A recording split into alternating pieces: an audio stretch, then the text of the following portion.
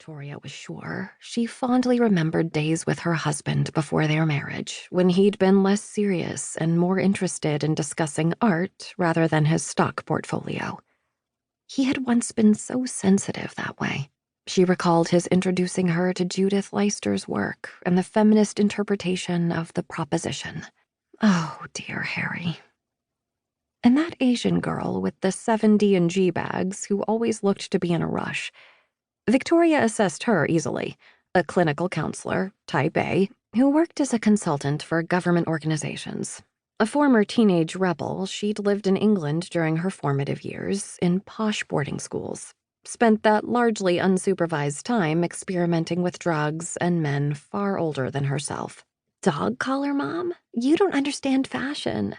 Before her parents realized that the money they'd spent on giving their child all the advantages wasn't exactly paying off. Now she redirected her addictive personality into her career and a wicked coffee habit. Sometimes, when she felt alone, she rubbed the spot between her toes where she used to shoot heroin with her tattoo artist boyfriend. She dropped her shoe and did this now. This made her feel numb and a little nostalgic at the same time. Victoria, behind her book, took a sip of her latte. Just bitter enough. Caffeine really put an edge on things. It was easy to get distracted by the people around her. On this particular Friday, Victoria had an albatross of a novel with her. It was one of the new releases everyone was raving about. Rapturous, resplendent, unforgettable. In fact, it was a long, torturous read, and the cover was equally terrible.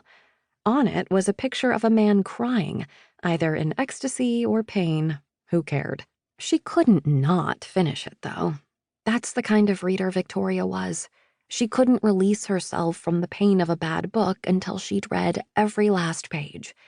She liked to think it was due to an unrelenting optimism, the hope that anything could get better if she hung on just a little longer. But it was hard to say if this was true. Hanging on rarely paid off. Often she came to resent the author with a near-lethal ferocity. She still hadn't forgiven Stephen King for that scene at the end of It, or Louisa May Alcott for making Jo marry the creepy old German guy in Little Women. She was slowly forcing her way through another unbearable scene of apology and tears when she looked up. That's when she saw him. Light brown hair, dark blue eyes shaded by thick lashes. A laptop was open at his table, a shabby man bag discarded by his feet, which were clad in scuffed work boots. These were all secondary observations, though. What drew her eyes to him in the first place was the book.